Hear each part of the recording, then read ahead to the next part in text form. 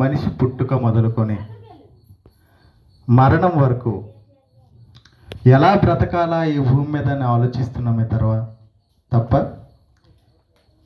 మన మరణం తర్వాత ఏం జరుగుతుంది, మన భవిష్యత్తు ఏంటి? చూడండి, మనుషులుగా ఒక ప్రాంతం నుంచి మరొక ప్రాంతానికి వెళ్ళాలనుకోండి, 10 రోజులు అక్కడ మనం ఉంటామంటే ఎన్నో రకాలుగా ఆలోచిస్తాం. ఎలా జర్నీ చేయాలి, ఏ ట్రైన్ బుక్ చేసుకోవాలి, ఎంత డబ్బులు పట్టుకోవాలి, ఎన్ని రకాల దుస్తులు, ఎన్ని వస్త్రాలు మనం పెట్టిలో పెట్టుకోవాలి అని ముందుగానే ఒక నెల రోజుల ముందుగానే 10 రోజులు ప్రయాణం కోసం ఆలోచించే మనం, మరి మనిషి మరణం తర్వాత మన జీవితం ఏమవుతుంది, మనం ఎక్కడికి వెళ్తున్నాం, మన ప్రయాణం ఎక్కడికి, ఆ ప్రయాణంలో సుఖంగా ఉండాలంటే ఏం చేయాలి? 10 రోజుల ప్రయాణ సుఖం కోసం ఆలోచించే మనం స్లీపింగ్ బెర్త్ ఎంచుకుంటాం.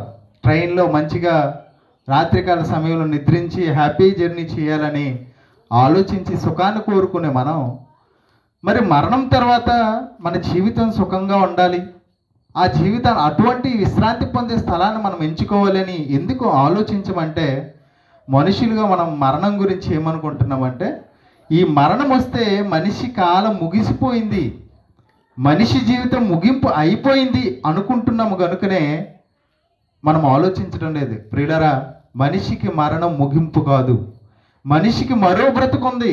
అది భూమి మీద కాదు, మరో లోకంలో. మనకు చిన్నప్పటి నుంచి, చిన్నపిల్లలకి స్కూల్లో జాయిన్ చేసేటప్పటి నుంచి మనుషులుగా ఈ భూమి మీద ఎలా జీవించాలనే నేర్పిస్తున్నారు. ఈ చదువులన్నీ దేనికోసం అండి? 1వ క్లాస్ నుంచి ఇప్పుడైతే అంగన్వాడీ కూడా వచ్చింది. 3 సంవత్సరాలు దాటితే చాలు ఇంటి దగ్గర నుంచి పిల్లల్ని స్కూల్లో పడేస్తున్నారు.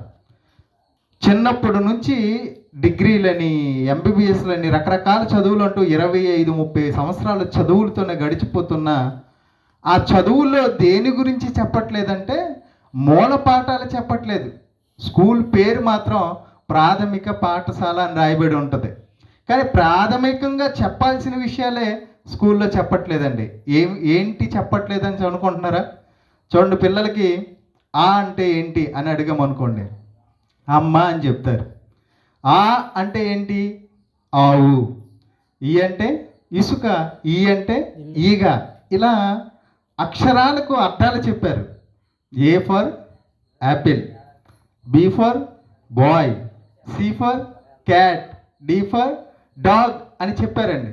అవి ఎలా ఉంటాయో, వాటి ఆకృతులు ఎలా ఉంటాయో బొమ్మలేసి మరి చదువు నేర్పించిన వారు, ఇవి వచ్చాయంటే, ఇవి ఉన్నాయంటే, ఈ అమ్మ కానీ, ఆవు కానీ, ఇసుక కానీ, ఈగ కానీ, యాపిల్ కానీ, బాయ్ కానీ, క్యాట్ కానీ, డాగ్ కానీ, ఇవన్నీ ఉన్నాయంటే వీటిని సృష్టించిన సృష్టికర్త ఒకడు ఉన్నాడని, ఆయన దేవుడనే ప్రధాన పాఠం ప్రాథమిక పాఠశాలలో బోధించారు.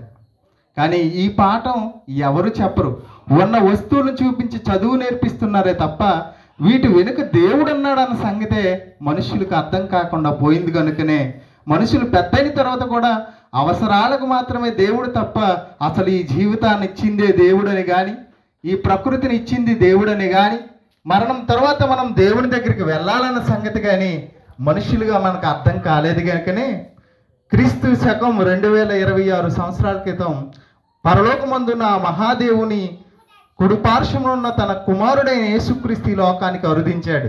ఆయనకి ఎందుకు ఈ లోకానికి వచ్చాడంటే, ఇదిగో వీటన్నిటికీ సృష్టికర్త అయిన దేవుడు ఉన్నాడు, మనం అందరం మరణం తర్వాత అక్కడికి వెళ్ళాలి, ఈ శరీరం శాశ్వతమైనది కాదు, ఈ జీవితం శాశ్వతమైనది కాదు, మరణం తర్వాత మనకు మరో లోకం ఉంది అని ఈ లోకంలోకి వచ్చి ఆయన బోధించాడు. యేసుక్రీస్తు బోధనలే నేటి సమాజానికి మంచి మార్గంలో నడిపిస్తున్నాయి. ఆయన చెప్పిన బోధనలు చాలా అద్భుతమైనవండి. నిన్ను కుడి చెంప మీద కొట్టువాని వైపునకు ఎడమ చెంప కూడా త్రిప్పు అన్న మాట మనకు ఎవరైతే స్వతంత్రాన్ని తీసుకొచ్చారో మహాత్మా గాంధీ గారికి అది ఆదర్శపాయంగా మారింది.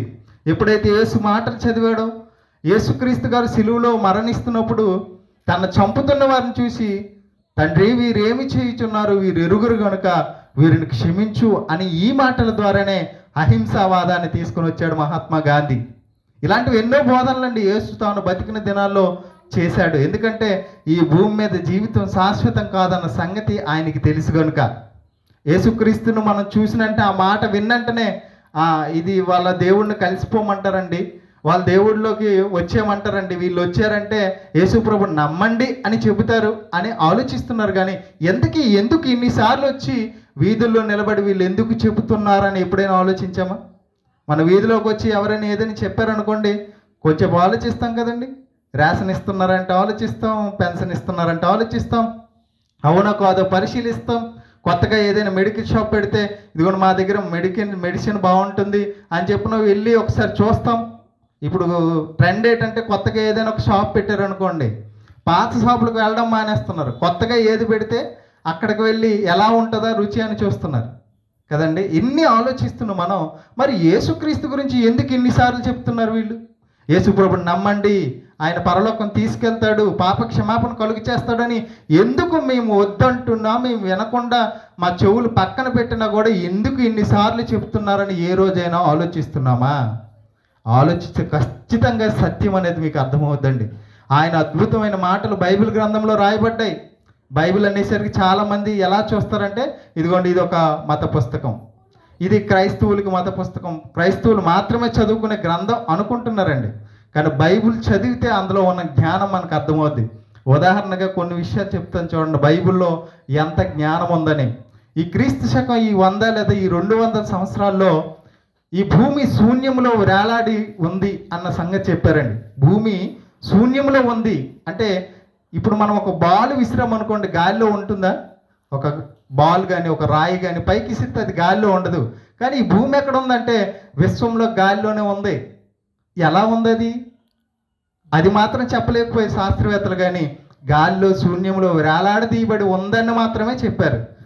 ఇది ఎవరు చెప్పారంటే క్రీస్తు శకం ఈ 100-200 సంవత్సరాల్లో శాస్త్రవేత్తలు చెప్తే, క్రీస్తు పూర్వం యోబు అనే గ్రంథంలో 1500 సంవత్సరాల క్రితమే దేవుడు చెప్పాడండి. ఏమని? భూమి శూన్యంలో వేలాడదీయబడును అని దేవుడు చెప్తున్నాడు. అక్కడ వేలాడదీసింది ఎవరు? ఒక వస్తువు ఎక్కడైనా ఉండాలంటే దానికి సపోర్ట్ ఉండాలి.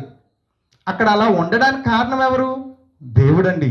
బైబిల్ గ్రంథంలో 1వ అధ్యాయం ఆదికాండం 1వ వచనంలోనే ఆదియందు దేవుడు భూమి ఆకాశములను సృజించెను అనే పదంతో ప్రారంభమవుతుంది. అంటే ఈ సృష్టికి మూలం దేవుడు అనే మాటతో ప్రారంభమైంది బైబిల్ చదవండి, ఇలాంటి విషయాలు ఎన్నో సంగతులు. అలాగే అదిగోండి చంద్రుడు కాంతి గలవాడు కాడు అన్న సంగతి కొంతమంది చెప్పారు ఈ మధ్యన శాస్త్రవేత్త 500 సంవత్సరాల క్రితం. చంద్రుడికి కాంతి లేదు, అది సూర్యుని నుంచి కాంతిని తీసుకొని రాత్రికాల సమయంలో చంద్రుడు ప్రకాశిస్తాడన్న సంగతి చెప్తే బైబిల్లో క్రీస్తు పూర్వం 1500 సంవత్సరాల క్రితం యోబు గ్రంథంలోనే రాయబడింది, దేవుని దృష్టికి చంద్రుడు కాంతి గలవాడు కాడు అన్నమాట రాయబడింది. ఇవన్నీ ఎక్కడండి? బైబిల్లో అండి. అది మత పుస్తకం అంటామా? అదే విషయాన్ని శాస్త్రవేత్తలు చెప్పి పుస్తకాలు ఇస్తే అది సైన్స్ అన్నప్పుడు, అదే మాటలు క్రీస్తు పూర్వం 1500 సంవత్సరాల క్రితమే అంటే నేటికి 3000 సంవత్సరాలు 4000 సంవత్సరాల క్రితం బైబిల్ చెప్తే మరి బైబిల్ ఏ పుస్తకం అంటున్నాం? మత పుస్తకం అంటున్నాం కాదండి. ప్రపంచ మానవాళికి దేవుడిచ్చిన మహాజ్ఞాన గ్రంథమే బైబిల్ అండి. ఇందులో దేవుడు అనేక సంగతులను, ఇప్పుడు నేను చెప్పినవి చాలా తక్కువ, ఇలాంటి అనేక విషయాలు దేవుడు రాపించాడు. ఎందుకో తెలుసా? మనం ఆయనే సృష్టికర్త అని గుర్తించడానికి. ఎవరు చెప్పగలరు? ఒక ఇంటిలో ఉన్న వస్తువులు ఏమేమి ఉన్నాయని మిమ్మల్ని అడిగామనుకోండి, మీ ఇంట్లో ఏమున్నాయి నేను చెప్పలేను, కానీ మీ ఇంట్లో ఏవేవి ఎక్కడ ఉన్నాయి చీకట్లో కూడా మీరు గుర్తుపట్టగలరు. ఎందుకంటే ఆ ఇల్లు మీది, అందులో నివాసం చేసేది మీరు కనుక.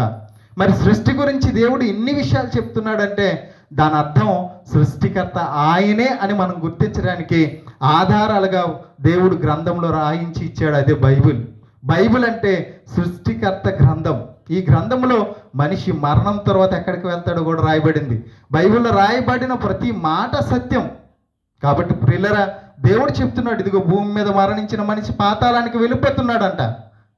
పాతాళం అంటే ఎక్కడ ఉంది? ఈ భూలోకం ఎలా అయితే ఉందో దేవుడు సృష్టించిన మరో లోకమే పాతాళ లోకం. అక్కడికి వెళ్తారు. ఎవరు వెళ్తారు అని ఆలోచించగలిగితే, చెడుతనం భూమి మీద జరిగించి మనిషి తనకిష్టం వచ్చినట్లుగా ఈ భూమి మీద బ్రతికి చనిపోతే ఆ పాతాళ లోకానికి వెళ్తాడు. అక్కడ ఏముంటుంది అంటే అగ్ని ఆరదు, ఆత్మ చావదు, అక్కడ ఏడ్పును, పండ్లు కొరుకుటి ఉండును, వేదన స్థలం అంటది. అగ్నిగుండం కోటాది కోట్ల సంవత్సరాలకు యుగ యుగాలు అందులో మనం పడి కాలుతూనే ఉండాలి ఆత్మలుగా. ఆ శిక్ష నుంచి తప్పించడానికే ప్రభు అయిన యేసుక్రీస్తు ఈ భూమి మీదకి వచ్చాడు. ఆయన భూమి మీదకి వచ్చి మనుషులందరి నిమిత్తం తన ప్రాణం పెట్టాడు, రక్తం కార్చాడు, మరణించి సమాధి చేయబడి తిరిగి లేచి ఏ దేవుడైతే మనల్ని సృష్టించాడో ఆ సృష్టికర్త దగ్గర మనం తీసుకుని వెళ్ళడానికే ఈ భూమి మీదకి వచ్చాడు ఆయన. అందుకోసం ఆయన అన్నాడు, నేనే మార్గం సత్యం జీవం, నా ద్వారా తప్ప ఎవడను తండ్రి వద్దకు చేరలేడు అన్నాడు. ప్రియురాల అలాగే నరకం ఎలాగైతే ఉందో అలాగే పరలోకం కూడా ఉంది, దేవుడు ఉండే లోకం. ఆ లోకం శాశ్వతమైన జీవం, నిత్యము సంతోషంగా ఉండే జీవితం, అది దేవునితో ఉండే అవకాశం. ఆ అవకాశాన్ని దేవుడు యేసుక్రీస్తు ద్వారా మనకు అనుగ్రహిస్తున్నాడు. ఆయన యందు విశ్వాసం ఉంచడం, ఆయన యందు విశ్వాసం ఉంచేవాడే నిత్య జీవం గలవాడు అని బైబిల్లో రాయబడింది. కాబట్టి అటువంటి లోకాన్ని సంపాదించుకోవాలి. యేసుక్రీస్తు పుట్టక మునిపే ఆయన గురించి రాయబడిన మాట ఏంటో తెలుసండి? మత్తయి సువార్త బైబిల్ గ్రంథంలో, ఆమె యొక్క కుమారుని కను తన ప్రజల వారి పాపము నుండి ఆయనే రక్షించును కనుక ఆయన యేసు అని పేరు పెట్టదు అనను. అంటే ఆయన పేరే రక్షకుడు. ఎక్కడి నుంచి రక్షిస్తాడు? మనుష్యుల చెడుతనం నుంచి, మనుష్యుల పాపము నుంచి, పాపానికి వచ్చిన జీతమైన నరకం నుండి మనుషులు తప్పిస్తాడు. మరి ఎక్కడికి తీసుకుని వెళ్తాడు? మోక్ష రాజ్యానికి, నిత్య జీవానికి. మరి యేసుక్రీస్తే తీసుకుని వెళ్ళగలడా అంటే అవునండి. ఎందుకంటే పాపం నిమిత్తం ప్రాణం పెట్టిన ప్రభువు యేసుక్రీస్తు మాత్రమే. కాబట్టి ఆలోచించండి, యేసుక్రీస్తుని అంగీకరించండి, బైబిల్ చదవండి, దేవుని గురించిన జ్ఞానం సంపాదించుకోండి. దేవుడు మిమ్మల్ని అందరినీ దీవించును గాక. ఆమేన్.